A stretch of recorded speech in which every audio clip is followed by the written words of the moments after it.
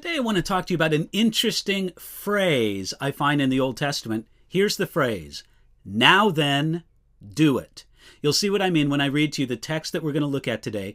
It's 2 Samuel chapter 3, verses 17 and 18, where we read, "Now Abner had communicated with the elders of Israel, saying, 'In time past you were seeking for David to be king over you. Now then, do it.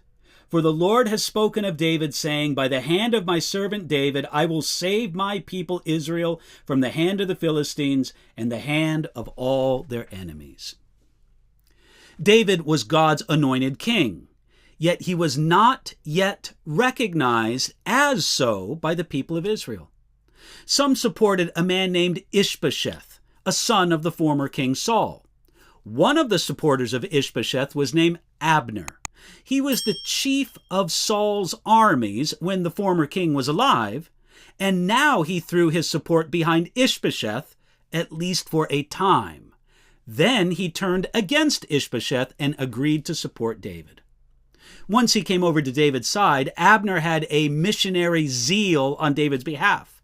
That's when he communicated with the elders of Israel about recognizing David as king.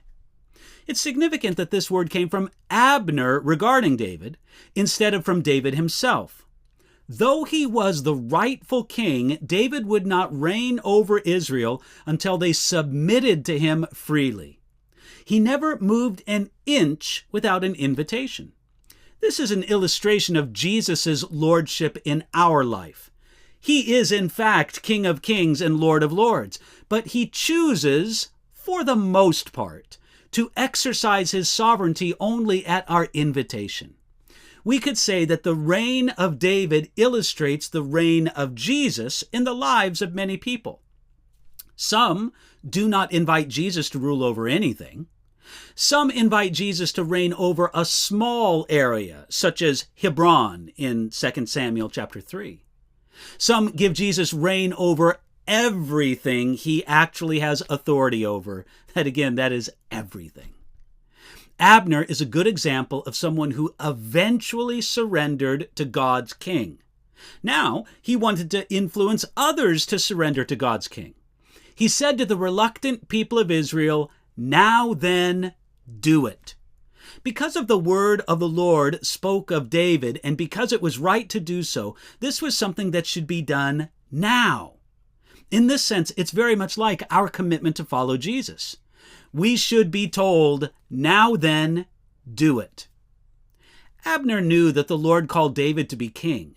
He said, "For the Lord has spoken of David." The fact that Abner, who was a general, not a Bible scholar, knew these prophecies, and the fact that he could ask the leaders of Israel to consider them, means that these prophecies of David were widely known. Sadly, they were widely known, but not widely obeyed.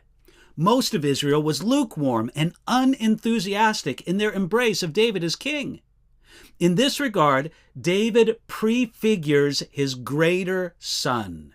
Jesus fulfilled all manner of prophecy regarding the Messiah, yet he was rejected by all but a remnant of Israel.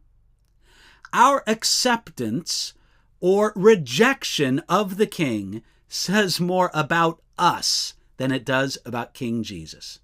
Hey, knowing all we know about who Jesus is and what he did for us, we should recognize him as king, and we should do it now.